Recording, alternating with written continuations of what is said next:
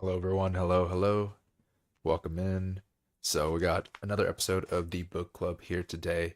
Sorry about all the delays and all that weird stuff. Last week I went to a convention, so I had to get there early on Saturday. So, since it was like an in-between one, I feel like it was fine to postpone it to make it a full sub book anyways for this one. This one, I just didn't had family was in town, so I wasn't able to do like my mornings were really busy, so we had to like push it a little. I'll try to like warn in the future on that, but I apologize about all these schedule conflicts. But we're gonna go ahead and just talk about Subbook 3 as a whole. I got my handy dandy notes here. I'll give you what I liked, what I didn't like, and we'll just take it from there. So, Memories of Ice, Subbook 3, Capuzan. That's at least how I'm pronouncing it. I don't know if that's correct. So a lot of like cool stuff happened in this one.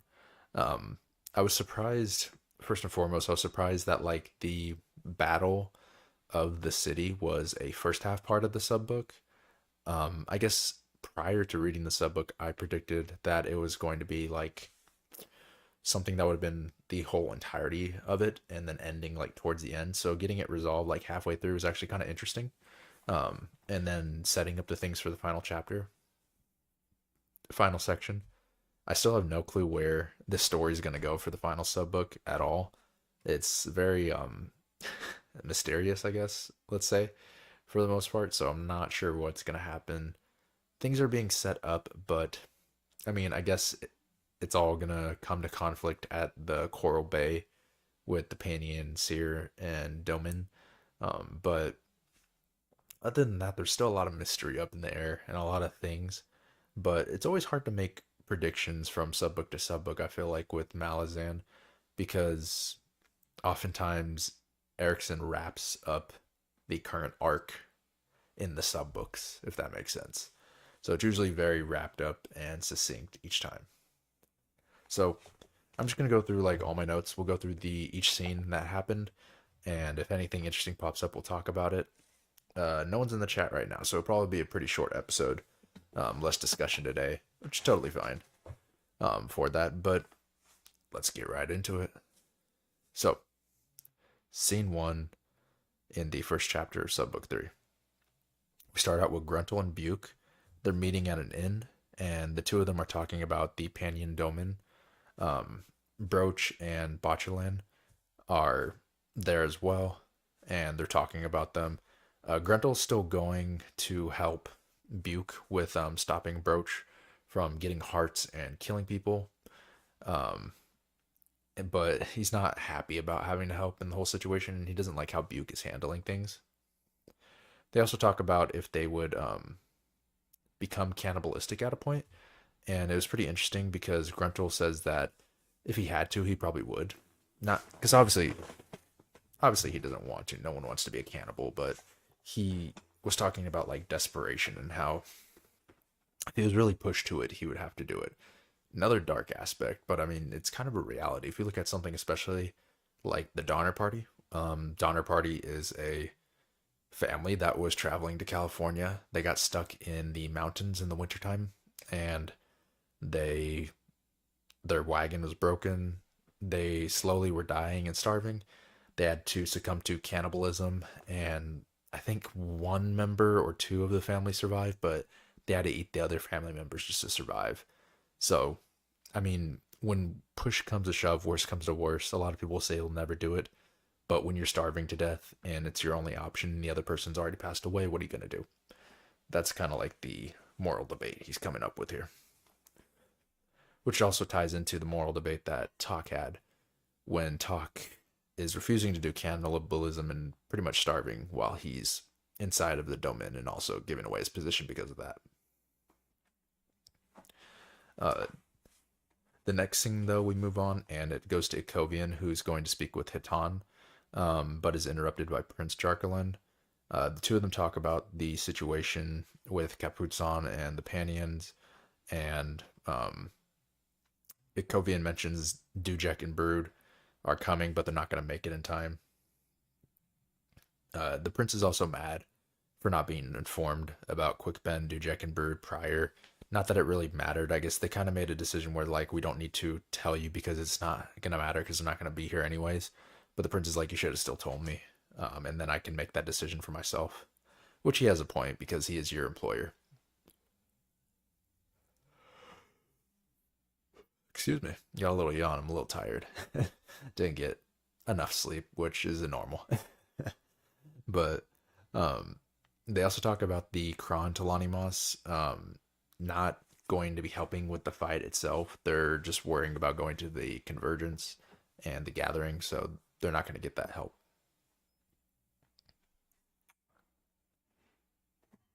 After that, the we also learned that Panion, the meaning of Panion Doman apparently also means Jaghoot, so there's like a double meaning there, which is partly the reason why the Kron Tlanimas are wanting to defeat the Jaghoot, as we learn later, and the Panion, I mean. So we go from there. The prince leaves and he goes to talk to Hiton. Ikovian goes to talk to Hiton. Hiton basically tells him that she wants to have sex with him or she'll kill him. And then he leaves and speaks to Detorin, and his he speaks to Deterrence about his vows.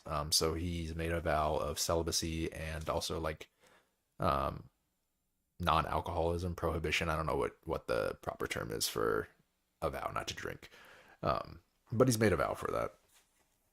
So he leaves. He speaks to Deterin about his vows, and Deterin tells him the vows are the chains that he placed upon himself. Fenrir never asked you to do that directly. You're doing that to show your allegiance, but did Fenrir ever really ask you that? And so it gives Ikovian something to think about when it comes to it. And he's thinking about breaking his vows. He really is interested in Heaton for some reason and wants to break his virginity, I guess, for that. So it's interesting that internal struggle I guess he has, which I guess some people do when they make those type of vows to not have intercourse before marriage and things of that sort. So uh, from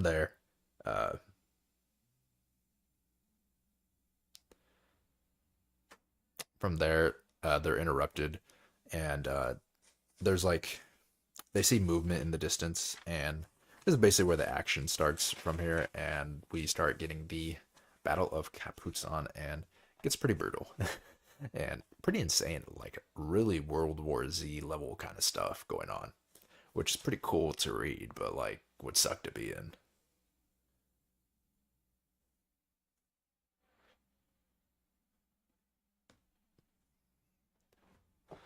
So, cut to the next scene. We got Buke and Gruntle. They're meeting in an alleyway to spy on Broach and Botchlin. During this, they hear thunder rumbling. This is the Panion Doman in the distance. Um, it's also a specific, a specific. They mentioned that like Stani is not there as well. Stani's gone to fight for the Grey Swords to fight against the city because she kind of like is upset that Buke turned her down, I guess, in a way, and upset as Harlow's dead, and she just kind of like throwing caution to the wind for that. So Grotto goes that way to help Stani when all this thundering is happening because it's in her specific area. She's at the most dangerous area, so he goes to help her. We see like crazy stuff happening: fire, catapults, the whole city's getting destroyed, just chaos everywhere. Um, there's columns of smoke rising up. Everything's burning. The gate is like lost at this point, and he's not sure who's alive. Everything is basically carnage.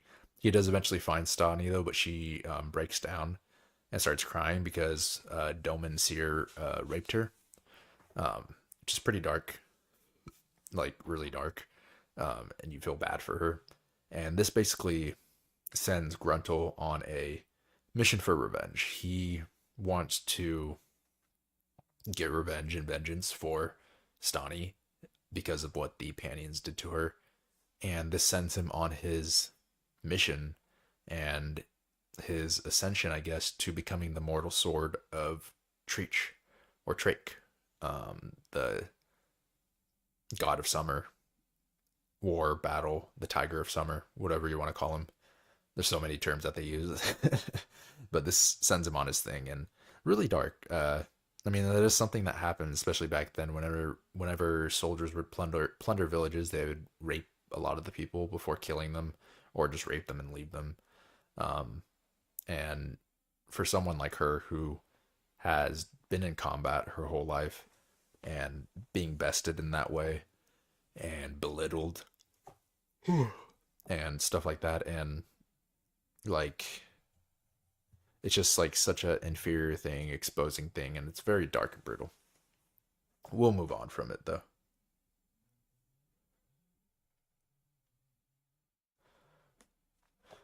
So after that, we then cut to the battle. The battle's continuing on. Ikovian is basically giving orders from his tower. He's the general, the main one. I mean, there's other people that are in charge, but he's like the one, the tactician essentially, and he's like ordering people in different ways. Um, and so he talks to Destriant and Carnatus about the Warrens and the Barghast and basically everything that's going on around them. We then cut back to Carnatus, who is walking in on the council, and the council's getting mad at Caruli. We don't know why yet. Um, they're saying it's because he didn't bring the Gidrath with him, which we don't really know what that is at the moment. But Caruli then reveals that he is actually the priest of Cruel, and he is Wrath Cruel. So that's pretty interesting. We know he used like Elder God magic at some point, or some type of magic. So it looks like he's actually Cruel, or the priest of Cruel. And Cruel can like, as we see later, he can like put himself in Caruli's body or talk through Caruli, I think. When it comes later to like the parlay, and they discuss this because Cruel says he's like present. So I don't know if it's like a situation where he's like a vessel, or if it's like a situation where he could just project himself through Caruli when needed, which is that's what I'm leaning towards. We then go forward. Gruntle brings Stani back to the camp to heal up because she's injured, um, and she sends him off to go fight. And while she recovers, and he's on his vengeance, his revenge tour. We then cut to the next scene. We get Ikovian. He's still giving commands back and forth for the battle. He receives news of the Erdoman area being taken control of, and the fight. Uh, like the citizens there have taken control of the fight. This is like foreshadowing towards Gruntle. He like hears stories about the citizens raising up a banner of like a child's tunic, yellow tunic, on a stick as a flag and a symbol to continue fighting. And this is Gruntle, and I really like what they're doing with Gruntle. I didn't care for him in like the first sub book, but now the way it's crazy how Erickson develops his characters, because you don't like he'll take someone you don't care about, and by the end of the book you're like fully invested in them. They go on such a journey and change, and they develop, and it's just great, honestly.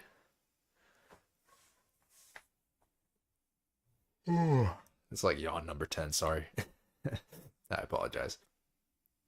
So we cut back, and we get to Wrath Cruel cruelly talking to the council about one of them being a traitor, which we learn later. Wrath Fenrir is actually a traitor, and he betrays uh, Carnatus and gets him killed, basically, the mortal sword, and he also gets the other one killed as well, Destriant, um, which we'll get to. They also mention as well that if they wake Kafal, bad things will happen, because Kafal is Heaton's brother. He's like projecting something with the spirits. Didn't really understand that, but I noted it down. Next scene after that, we get Gruntle, who's leading his troop to fight. They're actually winning in their area, and then he's rallying everyone to the west gate to help further with the battle. Things are pretty insane, but they're doing well, and they're like armoring up with like the remains of people they're killing, and they're like, "Get your armor on. We're gonna die in a true fight." With then after that, we go scene 10. We get a Kovian who becomes aware of Gruntle. He finally knows who it is leading his troop. He's surprised and pleased of what he hears, despite some of the horrors, and he orders the council to open up the tunnels, basically, to help the people and help the citizens. Despite them, like, yeah, they can die in the tunnels, but they have no choice. Like, they need to be there, no matter what. Like, what are they gonna do? Excuse me. And so we know like of Caruli's presence, the council, and remember that Gruntle is being healed. We get to the next scene. Gruntle's still fighting with his 50 to 60 men. They're picking up the armor, like I said, to look like soldiers, and they continue on. And then after that, Gruntle, um, after they're fighting for a while, Gruntle withdraws successfully from the area that they're at in Capuzon, and he goes to the military camp where the Gray Swords are at. He doesn't want to give them his name for some reason, and then so he orders all his men and women to sharpen their blades and weapons and prepare for more fights. The Gray Swords aren't going to really like argue with them because they need all the men and help they can get. So they're like, okay, we'll help you out because like otherwise we're all dead.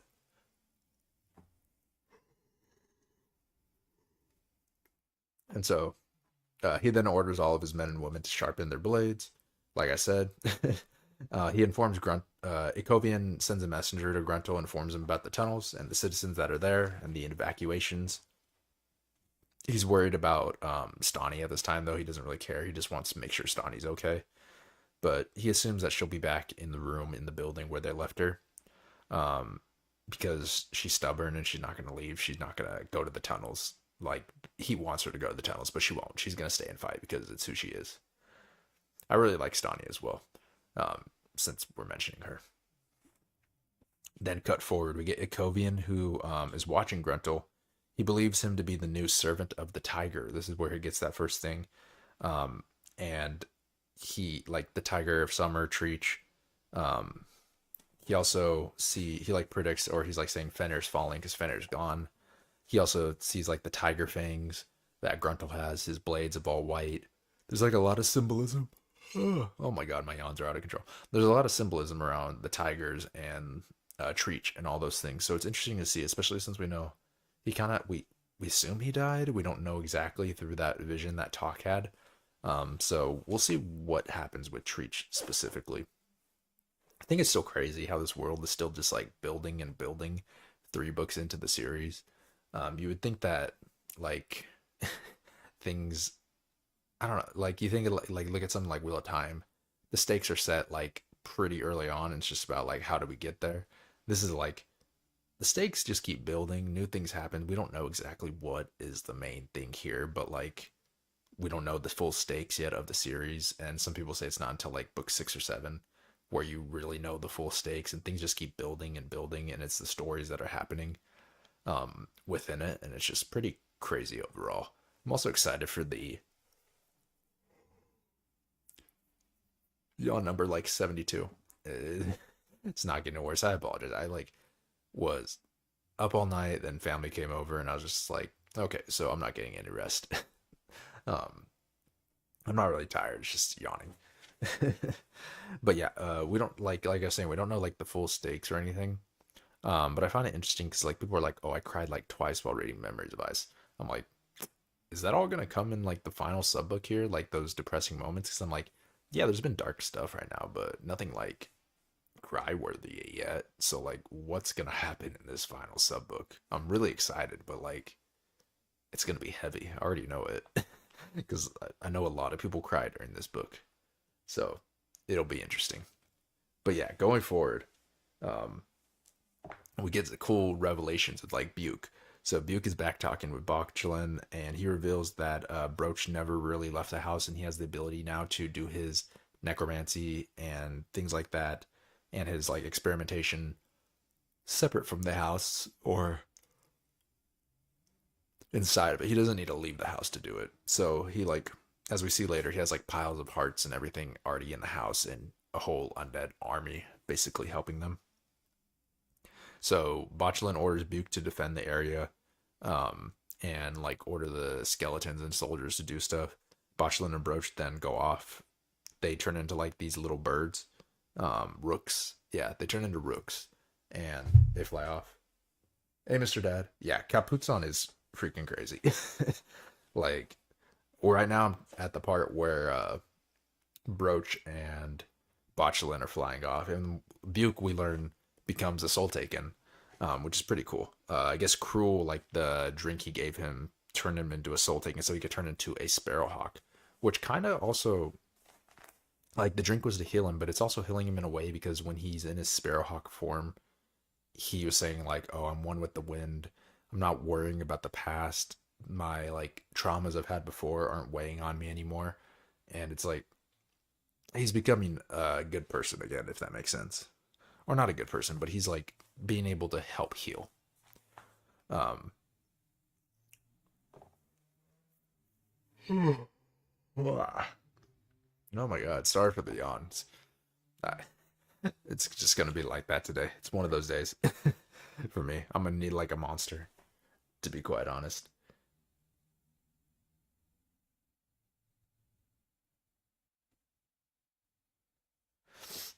So we then cut to Buke, who he was following them for a while, and he tried to get the he was trying to like stop them or from getting like a horse. So he like started attacking them as a sparrowhawk, and he was beating them up like pretty well. And so he was able to stop them from like doing what they wanted, getting the man on the horse, and then he flies back to the area or the estate, I guess, and then he like starts ordering the soldiers, and so they have no idea who is doing what at the moment and like what's happening. With that, they're like, "What? What's going on?" But yeah, and then cut. That's the end of the chapter 14. So we get to chapter 15 at this point, and things just start getting like nuts like from here. So for now, chapter 15 ain't that bad because it's a lot focused on the Malazan contingent of things, but a lot of stuff still happens. So I have like such, it was a really big section. I think this was like 15 pages for this first scene. Um, I'm just going to read through it. So Whiskey Jack receives a scouting report about the Kachin Shamal and the Pianian domain. He relays this to everyone, but doesn't really know what it means and what the Kachin Shamal are. We also learn of the dead wolves, which are the Talani Eye, as Silver Fox explains it to us. She is growing now as well, and she resembles Tattersall even more. She also, during this like meeting, asked the Tistiandi to take care of her mother, and they accept. And Corlot is going to take care of Maib. Brood then asks about the repairs, and we get whiskey. Or sorry, he asks about like the reports, and we get the history of the Kachin Shamal from Corlot and Silverfox. And basically, they're like a matriarch, sort of like a bee or a hive. So there's one that like spawns all of them, the queen, and she gives birth to all the Kachin Shamal in a way, and the Kel hunters, um, from what I understood. So they have like the main ruler, who's also alive, versus a lot of them are undead. Um, we also during this we learned that the main ruler is a Jaghoot of the Talon or of the Pianian domain, and that the Talani Moss are trying to hunt the Jaghoot. When asking Silver Fox about their alignment, she lets them know there's a bigger enemy even than the Talani Moss, and can't it. And then during this, Krupp shows up and starts being just Krupp, which I love Krupp. See, he's not like Iskropust, where it's just like, what the hell is going on with you? Krupp has a reasoning. I feel like he's smarter than a lot of the characters, and he has like ulterior motives, if that makes sense. So Krupp is freaking out during all this, and he's talking to everyone. He starts pissing off Brood, and Brood is like, "Shut up, dude! I'm gonna beat your ass if you don't shut up." And then Krupp is like, "I don't back down." Blah blah blah blah blah, and he keeps talking. And then Brood is like, "Is this a? Are you threatening me? What are you doing?" And like Brood smashes the ground. He tries to smash Krupp, ends up smashing the ground in front of him. The whole ground like fissures and cracks behind him, making mountain shakes, earthquakes, and like it should have like obliterated whoever was there. Meanwhile, Krupp is just like he's just like wiping dust off his shirt. He's like, man, he's like, I think he missed blah blah blah. He's just like trolling him, and everyone's like, there's obviously more to Krupp than meets the eye. That's for sure. And so after we get all that like crazy stuff, we then cut to the next scene where Maib is she basically she start this is where she starts getting her like dreams. So she's sleeping, and she starts dreaming of like the wolves chasing her.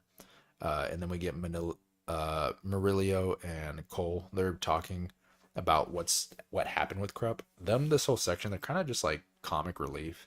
Um, they don't really do much. There's like an avenue to push Maib forward, I guess. But they point out like sorry. They point out that Krupp gave my like some rings that we don't really know much about, but they grow brighter when she's asleep and they are like dull when she's awake, and then they notice like there's no light on them, so they realize that like she's listening to them. We then cut to like Dujek and Whiskey, and they're talking about what happened exactly. Dujek is upset about being manipulated and used to fight the Cripple God, as we learn with Brood and all the revelations around the Cripple God. Whiskey calms him down and talks about Krupp also being manipulative, obviously, because what is he doing exactly? And we see later with like Silver Fox, like his hands are in everything, and he was the eel before, as we know. So like he is a very manipulative person, but so whimsical and like seen as a fool that people don't expect it out of him. So they also point out that they believe he's a lot stronger than he puts on, basically. Uh, and while they're talking about this, Twist ends up flying in uh, to the camp. And so we cut forward, and Maib is dreaming again of running from the wolves that are trying to kill her. Basically, I don't know if the wolves are symbolizing the. There's a lot of stuff with wolves in this section, even from the beginning of the book. There's a lot of stuff with like wolves and beasts. Like, are the wolves symbolizing Tattersall or Silver Fox growing up, and once the wolves catch up to her, she's gonna die? I think that's what she assumes. Or are these like wolves that are symbolizing like the goddess and god that the Grey Swords are going to become, as we know? But we also see one of them show up later as well with Envy, um, one of the wolf gods that are trying to get the Talani eye back. So there's a lot of stuff there. So yeah, that's all happening.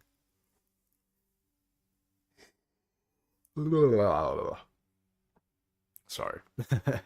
And Corlott, during this, Corlott like wakes her up and she's like talking to her about Silver Fox, and she's promising her that she'll have her talk to her and speak with her. And Maib then gets like pissed off out of nowhere and like straight up like launches like a slice at like Corlott's face and just like cuts her on the face. It's like, whoa, okay, like whatever, lady. Next scene, we get Corlott. She goes storming in to get an explanation from Whiskey. She's assuming that Whiskey Jack's hiding information and spying on her and like trying to do those type of things. He reveals everything to her and how he is hiding nothing. She apologizes, and then we get a sweet moment between the two of them. We then go forward, and Krupp is sitting with the two Malazan recruits that are following Silver Fox, and he talks to them about Whiskey Jack. We learn that we learn a lot about Whiskey Jack. We also learn that he had a chance for the throne, but he never took it, and he doesn't want it, which is why a lot of people follow him, and he'd make a good leader, because oftentimes people who don't want a throne or don't lead are the ones that actually deserve it the most. Cut forward, Krupp goes to Murillo and Cole. He reveals that Silver Fox is in good hands, and vetting the two guards, the Malazan guards that are following them, he then asks them about tricking Brood, and the answer is like kind of unclear if like he tricked Brood with like what he did to survive or what exactly happened there. Cut forward, and we get like the crone who is visiting Brood and tells him of Moonspawn, and Moonspawn's in its like proper place at the moment. And Capustan basically won't survive much longer. She tells him that as well. We also learned that like they use the Omtos Flock Warren as well. And lastly, Crone then taunts him about like losing his temper before in front of Crude, and then she like scurries off. She's a little troll. And that's the end of chapter 15. And we go on to chapter 16. So chapter 16, this is where the action hits the crap hits the fan. So the Tennis Gallery are basically World War Z, is literally what I put in my notes. They're literally like piling up over like themselves and eating, raping people. They're swarming. They're like making piles on walls to climb over. They're just insane, like zombies basically, even though they're not zombies. They're like human, but they're so demented that they're acting like World War Z zombies, like those hordes. That's kind of how I imagine it. Ikovian is making his like stand, and then he ends up getting injured and is about to die until Destriant and Carnatus show up to help him, and he then blacks out and is dragged off into the building. We cut forward to Gruntle, who him and his crew have retreated into a house, a Daru house, and Stani, the one that like Stani was in specifically, they're basically fighting for their lives and defending it. It's like a weird stand like Call of Duty zombie like moment where they're literally on each floor of the house just like murdering as much people as possible while they like slowly go up to the point where this house is getting like packed with so many bodies that it's literally full of bodies to like ceiling to floor of or ceiling to roof, floor to roof, floor to ceiling of each floor. I don't know how to say it. Ground to ceiling of each floor is just like packed with meat purely while they're going up the stairs, like slicing and pretty intense. Like literally, there's like body parts coming out. There's people coming out the windows on like hordes and like piles of bodies, and they're just like stabbing them. It's like it's a mix between COD Zombies, World War Z. It reminds me of the house fight in Resident Evil 4, where you have to defend with Luis in the house of zombies, and you're like pushing them off the ladder, and you're just like fighting while getting overwhelmed until they eventually stop. That's what it reminded me of. It was pretty crazy. I like the situation though. It's like really cool to see that in there.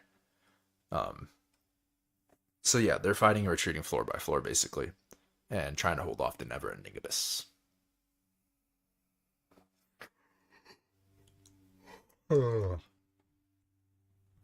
Cut forward, and we have the next scene. We get the mortal sword who brings Ikovian back to heal. A messenger comes, and this is where Rathfinir has called on a Reeve and wants everyone to come to him and defend him. I don't really understand what the Reeve is. They're always talking about the Reeve in different ways, and like we need a new Reeve. I don't really get what it is. Maybe one of you guys can explain that to me in the comments. But it's suspicious because the messenger came unharmed, so it's obviously a trap. The messenger is also the recruit lady from the beginning, but she doesn't. It's not her. It's Rathfinir who's the betrayer. And so, despite knowing it's most likely that they're gonna die, Carnatus still goes, and we watch them like ride off, and this is depressing. Uh, he's going, and basically Ikovian is gonna be the only one that stays behind because the others need to go, and I guess Destrant stays behind too, but he heals Ikovian as we learn, and so he gets poisoned by his own Warren, and he dies to save Ikovian. So Ikovian's going through a lot, and so he eventually wakes up. Everyone's dying outside, including the mortal sword. He's getting like pikes all in his body, but still fighting to his last breath, making like the best stand he can. And after having like 100 pikes in his body, he finally dies. And then it was such like a respectful death that Hood himself came to visit him for a moment. And when Hood comes, the Tenniscourer gets scared and retreat. But like such a sign of respect for the mortal sword, even though like they don't really have respect for Hood. Hood has respect for him for his final stand and like what he did, which is pretty cool. I really like that moment. So from there though, Ikovian basically has made a vow of vengeance on Rathvenir, which we see gets paid in a pretty brutal way later. Cut forward, and we get Buke, who's just flying around scanning the area, and he's spying on Broach and Bochelin, and they're fine. In fact, they're just like safe in their little estate, just like killing everyone and basically growing their army with all the Tenniscourer that charges them.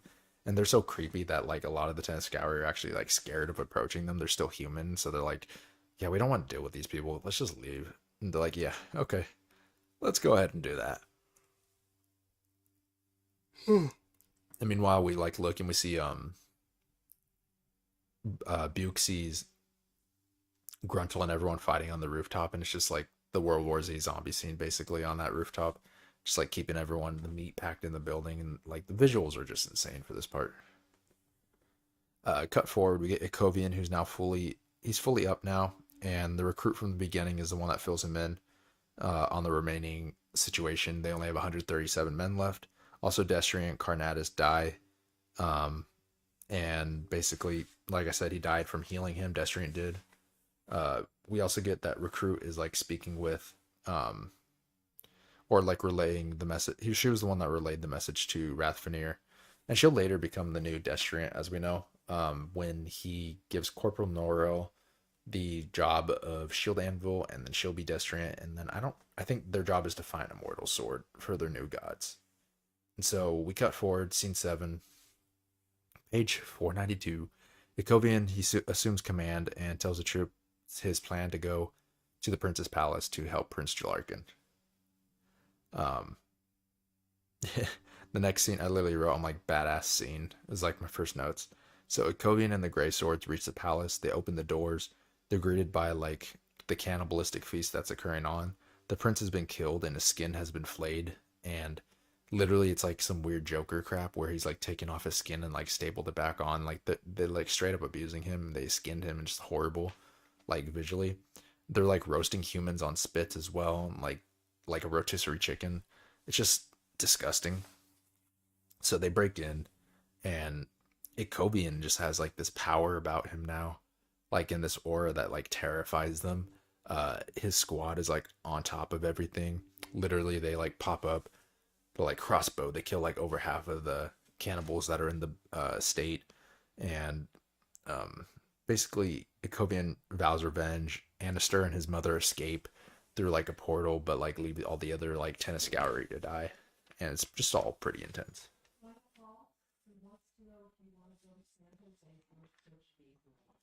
So that's the end of that chapter.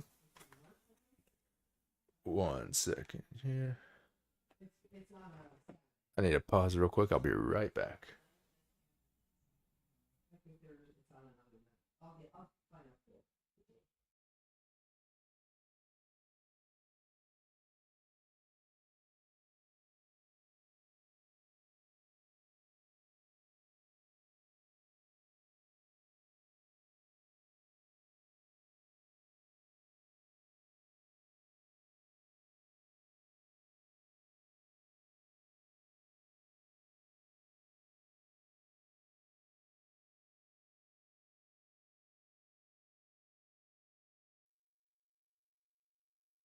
Okay. Sorry about that. We're back though. So chapter 17 starts. We finally get Talk. So Talk's being held captive by the Kachane Jamal, and during this he's being like he's connected to Baljag and getting like visions of him fighting. Him, Tool, and Gareth are all fighting. And the Kel are trying to save him. But his visions then stop and he's forced through the Amtos Falak Warren with the Seer. Scene 2 comes. Perrin and the crew are marching towards Capustan with the Bargas, but they are moving slowly and getting anxious.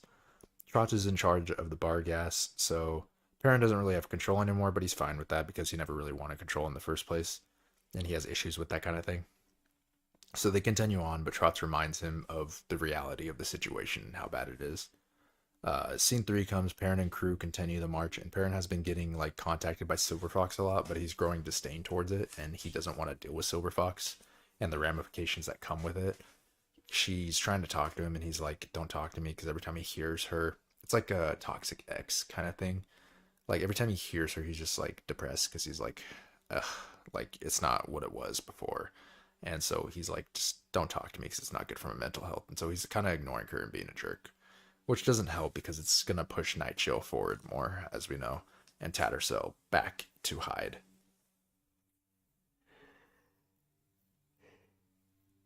Ugh. Eventually, the crew then gets.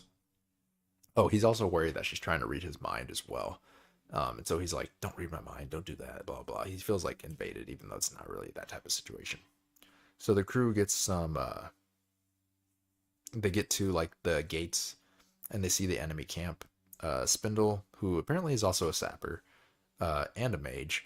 So him and Hedge set up some cussers to fight. And the combat initiates.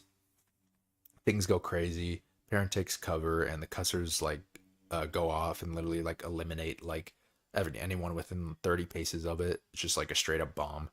Um, it's so brutal. Like Perrin's like hiding, and he sees like a hip, literally like a hip bone that has been uh separated from the rest of the body, just like fall in front of his face, and like just blood and guts everywhere.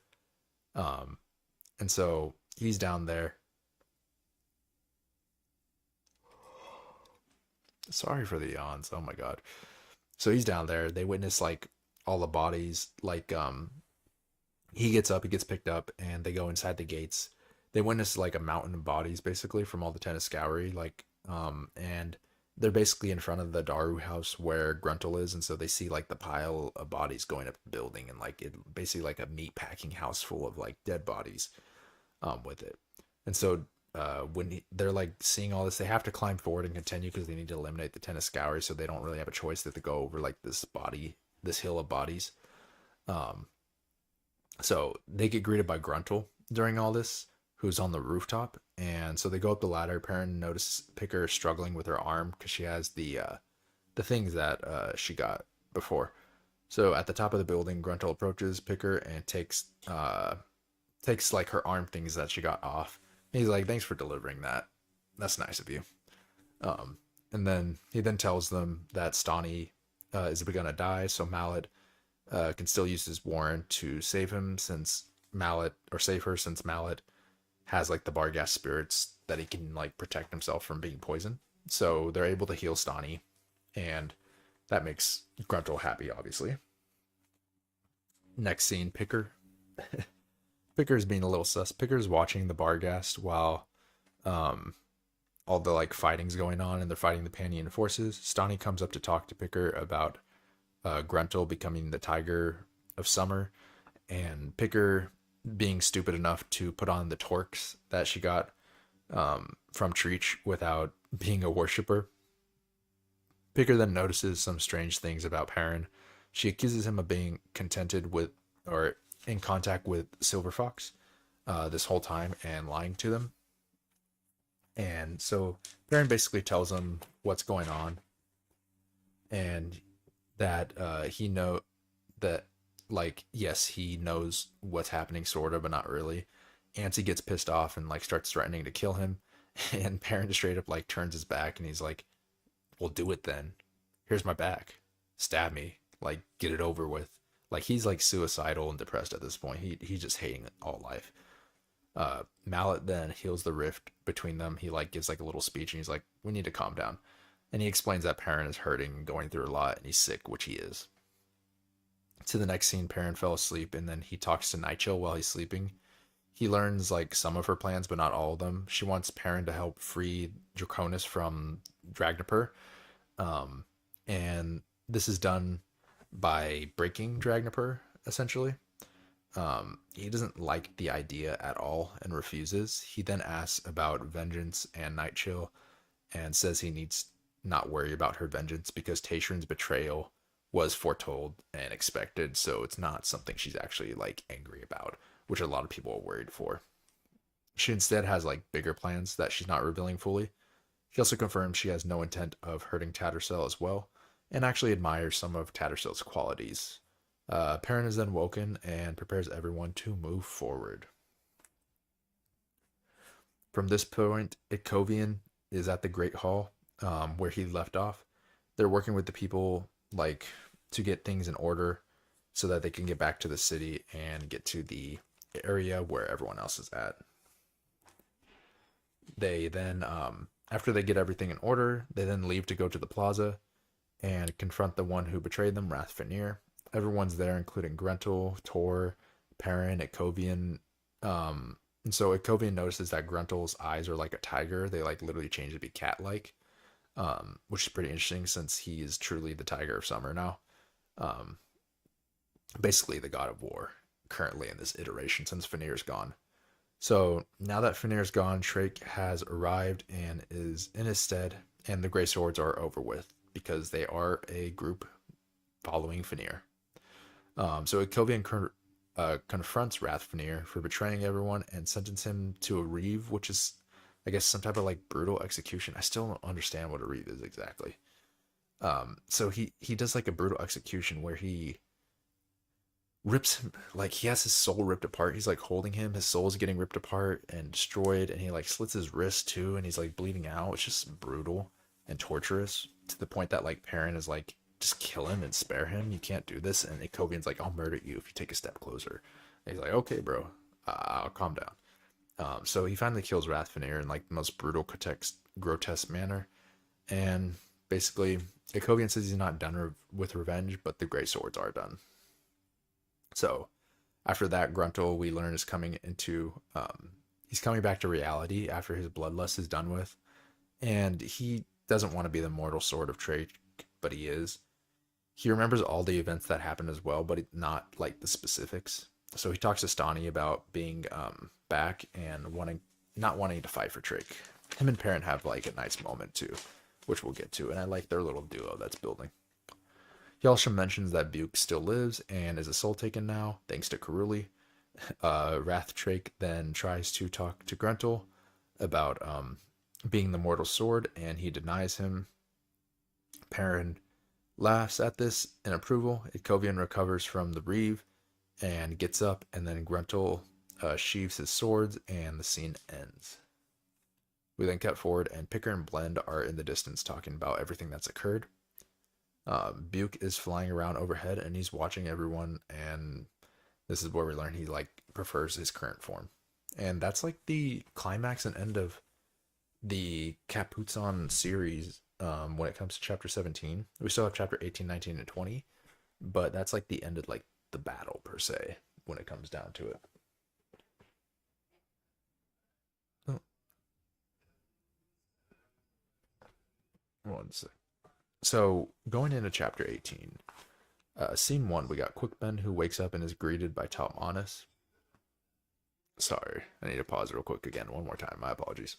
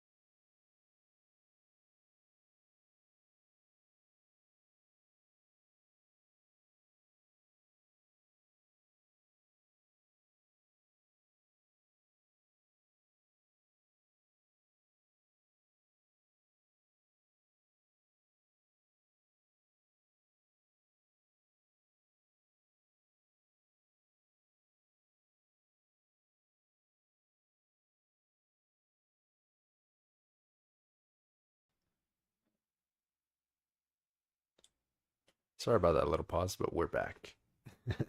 So, beginning of chapter 18, Quickben wakes up and he's greeted by Talmondus, which is like the little stick snare spirit guy. He's a little like parrot now, basically. The two of them talk about his plan to combat the cripple god. Talmondus offers to be a shield in the warrens to protect him from the poisons. They both want the same thing and agree to work together. Quickben then gets an update about the bridge burners being okay, and the Barghast will march south with them as well to kill the Panian Seer. We cut forward, and Whiskey Jack is watching over Duchek's forces as they defeat the Bechdelites and secure the north. Corlot arrives from her warren, bloody, asking to speak to Whiskey Jack. Whiskey Jack leaves a captain in charge and leaves to talk to her. Corlot takes Whiskey Jack through the darkness warren and reveals that it has been poisoned. She says they'll do something about it, but they'll not be hasty. Instead, they're going to wait for the right moment to fight this. They exit the warren and arrive at Dujak's tent, and Quickben is projecting in. Quickben reveals the state of Capuzan. He mentions all of the refugees hiding in the tunnels, and him and Corlot then have a argument about like what to do with the refugees. Like some of them want to help them, and others are like they're on their own, they're gonna die, like they're just dead weight. Like there's a moral argument about it. This is where Corlot also learns about Whiskey Jack lying about them being outlawed. Corlot knows it is a lie and leaves, and Dujek then arrives.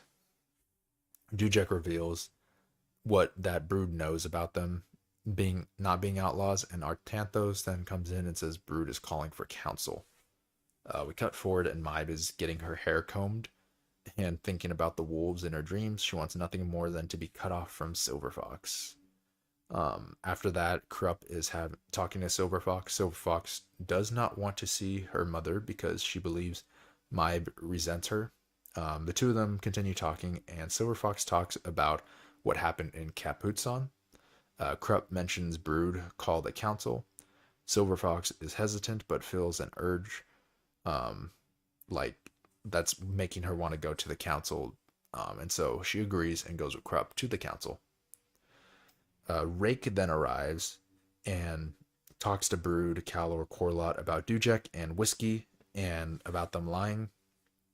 All of them want to strike Dujek and kill him, but Rake actually convinces them not to. He says them living under the Empress, these people of Capuzon, is still better than living under the Panian domain. It's like the greater of two evils argument.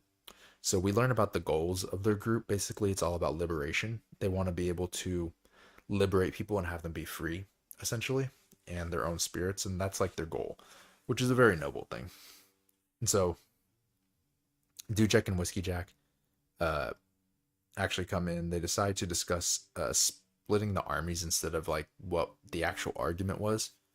And when this is brought up, and Rake mentions that the Ravens have actually spotted Tool, Envy, Baljag, and Gareth pushing the Panian domain, and this concerns them. They don't know who they are exactly at this moment. Cut forward, and we got Silver Fox, who says she's departing for the convergence, and Krupp convinces her to take him along. Rake then stops Whiskey Jack to speak with him. The two of them talk about Rake. The two of them talk about how Rake needs all of them to help against the crippled god, which is why he basically saved them from Brood. He also gives us the history of the Fenrir and Heberic, and he also infers that Fenrir is living like through Heberic in a way, through his like hands. After this, he then has a conversation with Whiskey Jack and offers to drink with him to calm down the nerves. And I don't know, this was like just, there was also beautiful imagery in this part where he mentions like Rake is like standing on the hill and he has the silhouette of like a cross from the sword on his back in the moonlight. A lot of beautiful visuals in this section. Cut forward, and we got Quick Ben and Telemandus, who are testing the Warrens, and they gain access to, they're trying to gain access to the area that Botchelin and Broach occupy. So they go through a specific warren to avoid the undead, and they run into a Cyrith demon. Quick Ben releases the Cyrith demon and then escapes from it. Simultaneously, he then uses another warren to get through the stone wall, and then he finally gets in there and he hears Botchelin and Reese talking. They're talking about like an intruder, and Quick Ben then reveals himself, leaving Telemandus behind. Botchelin then sends Reese to get wine, and the two talk, but nothing really substantial. Reese comes back with blood, and Quick is like slightly worried about all this. And Botchelin's like, yeah, it's virgin's blood. Sorry about that. That's for my buddy Broach. He really likes that stuff. I'm like, okay, bro, you do you. We cut forward back to the next scene, and Perrin is contemplating all the events that are occurring, sharing his thoughts with, and he's sharing his thoughts on the matter. This is interrupted by Kafal. The two talk, and he tells Perrin the Bargas, call Perrin the one who blesses. So Kafal shows Perrin the special like canoes, and the canoes, when split open, they have these swords that were forged in like ancient times through the Bargas, and sort of like the elven blades in like Lord of the Rings. They're super light, durable, strong, and they're just like superior. And so, like after showing him all that, Kafal then asks him to bless their new gods, basically. And Perrin's like, I don't know how to do that, bro. And Kafal's like, well, we'll do some research for you. We'll find the ritual, and then bada bing, bada boom. And then Perrin's like, even then, if you find out how to, that's nice, but like, I don't know if I want to. I'll think about it. Okay. And he's like, okay, I guess that's all we can really do for now. So think about it. And he's like, by the way, Cruelly's probably going to approach you at some point to be like, can you bless my man Cruel? And so Perrin's just like, bro, can these people just leave me alone, dude? tired of all this crap. We then get forward back to like Quick Ben and Botchelin, and they're talking over actual wine this time. Quick talks about like revealing the poisoning in the Warrens, and like he doesn't want anything in return for revealing this revelation. Um, but he doesn't even want an alliance or gift. He just wants to like tell them so that like Broach and Botchelin can kind of fight for them, but like or like look for a way to solve it, I guess, without his direct interference because he doesn't want to be involved with these people. During this, Broach is like getting confused. He's in his like little bird form, and he's getting pissed off, and so he attempts to transform to attack and kill Quick Ben. Quick Ben's like nope, and he like launches 6 warns at him and like team rockets him through the building. He like disappears into the sky. And he's like, I didn't kill him. Your man Broach is fine. I only used 6 warns on him. It's fine. And then he's like, 6 warns? You shouldn't have used all your power at once. You fool. And then Quick Ben's like, yeah, that wasn't even half of my power, you loser. Like, that's nothing. I could have killed him. I could kill you. And then Quick Ben leaves.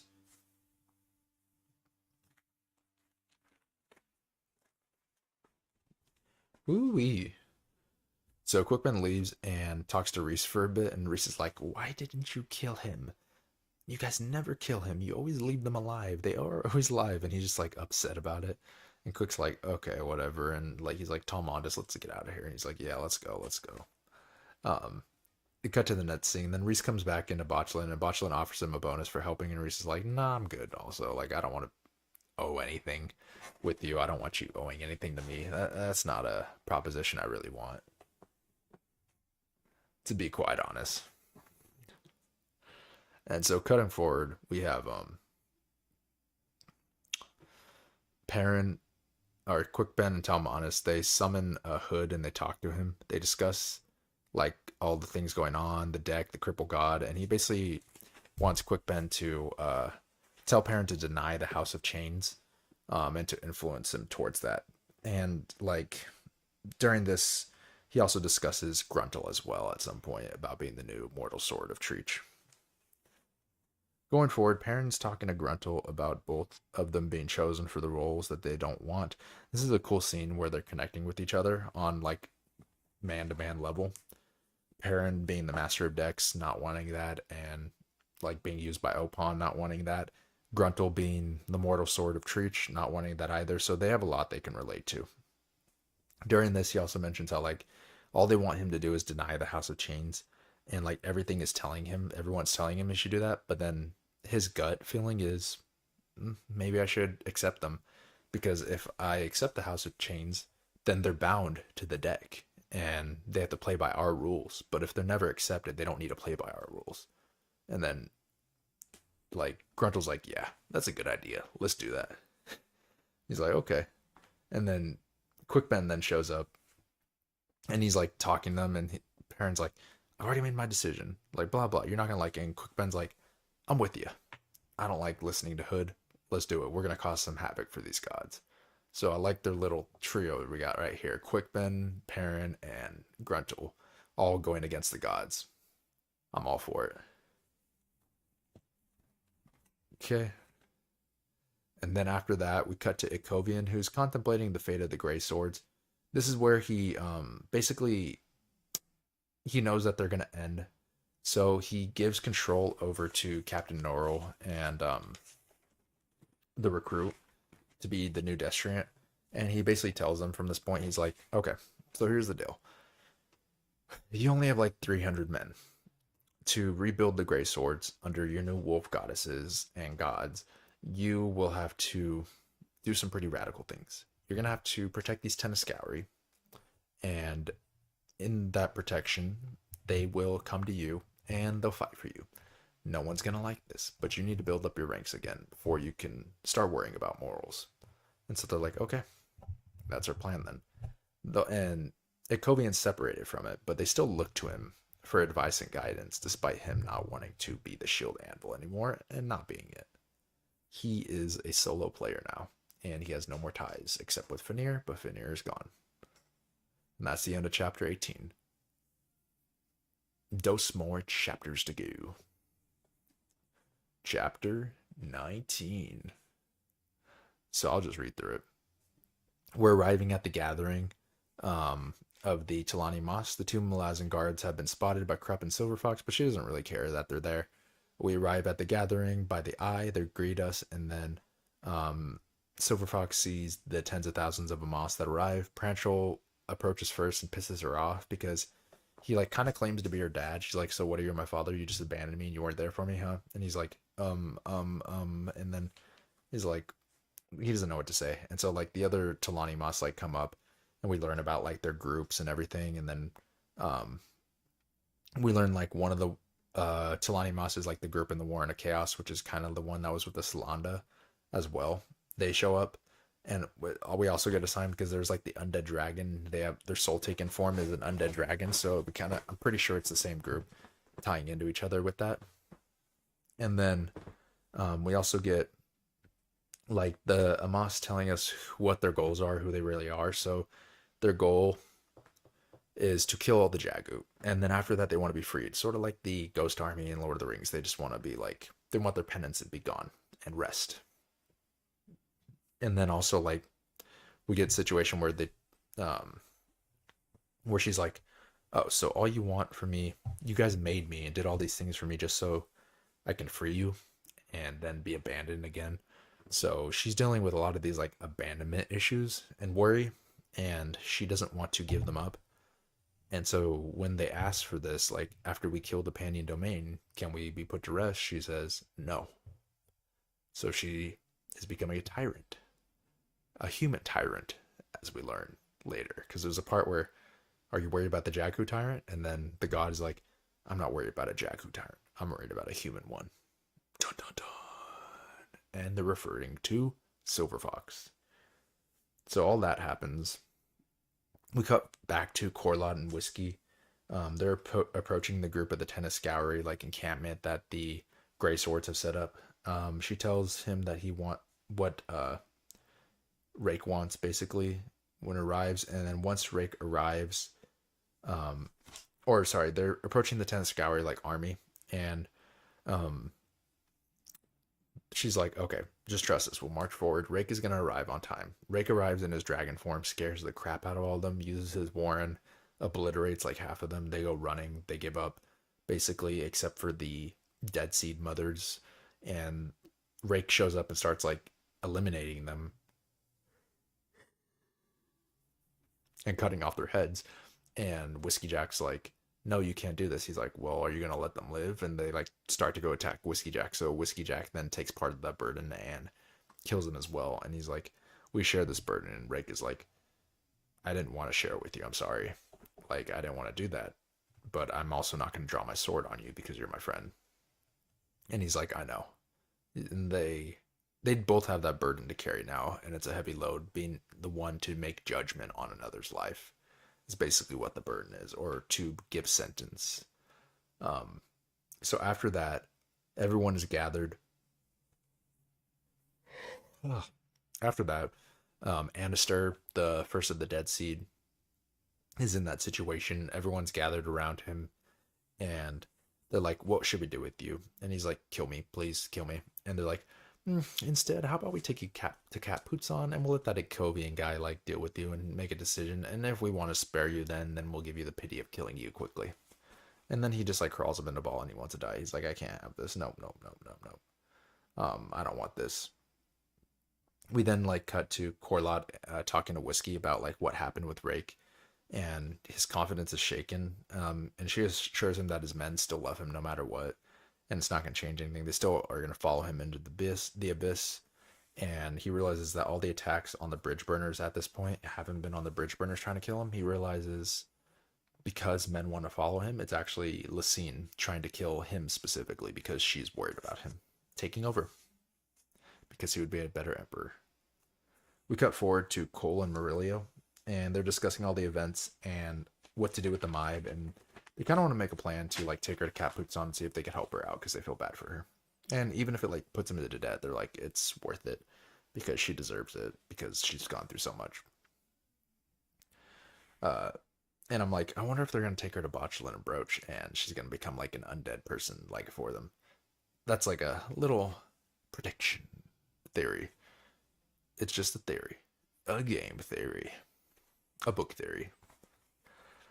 So cut forward, Mibes having her usual like nightmares, and the difference in the nightmare, she gets attacked by the wolf, but then when Murillo and Cole are looking on her, she actually started bleeding. So like whatever's happening in the dream is happening in real life too. So they're like, oh crap, this is serious. We need to figure out what's going on here. And that's the end of chapter 19. We'll cut through chapter 20 real quick before my battery dies.